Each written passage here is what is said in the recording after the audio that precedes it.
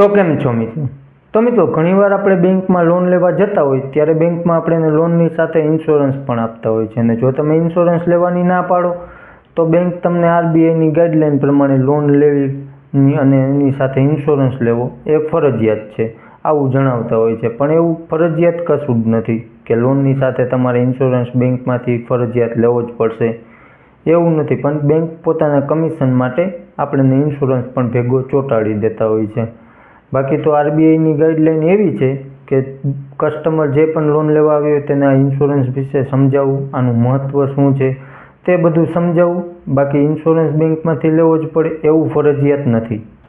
બાકી તો મિત્રો બેંકમાંથી જે લોન લેવા જઈએ એ ઇન્સ્યોરન્સ લોનનો ન હોય, લોન જે વ્યક્તિએ લીધી હોય તેનો ઇન્સ્યોરન્સ હોય છે. એટલે કે એ શું માટે હોય કે જો તમારે એ વ્યક્તિએ લોન લીધી છે, તેને દાખલા તરીકે કોઈ 20 વર્ષની લોન લીધી હોય, 20 વર્ષમાં તે વ્યક્તિને કાંઈ પણ થઈ ગયું, લોન ચાલુ હોય તે સમયે, તો ઇન્સ્યોરન્સ એટલા માટે હોય કે એ કંપની ઇન્સ્યોરન્સ કંપની આ લોનના પૈસા ભરી દે અને બેંકને કાંઈ તકલીફ ન પડે પૈસા રિકવર કરવામાં.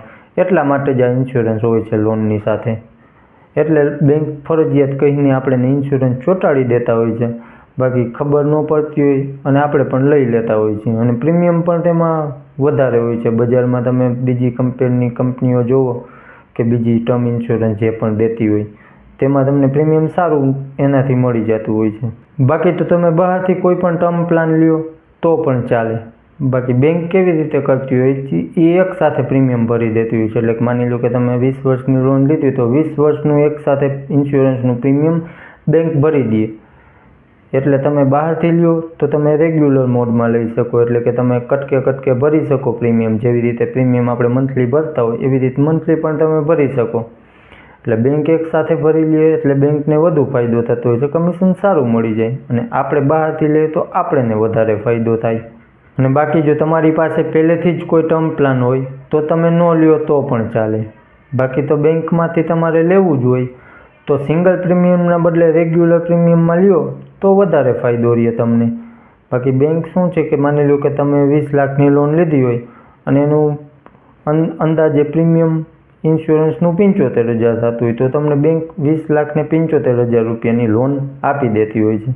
એટલે કે 20 લાખ તમને મળે ને 75,000 રૂપિયા એકી સાથે સિંગલ પ્રીમિયમ ભરાઈ જાય તમારા ઇન્સ્યોરન્સનું.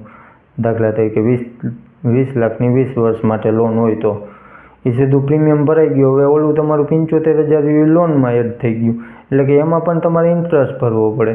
એટલે કે એ પ્રીમિયમ તમારે જ્યારે લોન પૂરી કરો ત્યારે એ પ્રીમિયમ પણ 75,000 વાળું પણ ક્યાંય પોગી ગયું હોય, કારણ કે એમાં પણ ઇન્ટરેસ્ટ લાગતો જતો હોય. એટલે આવું થાય.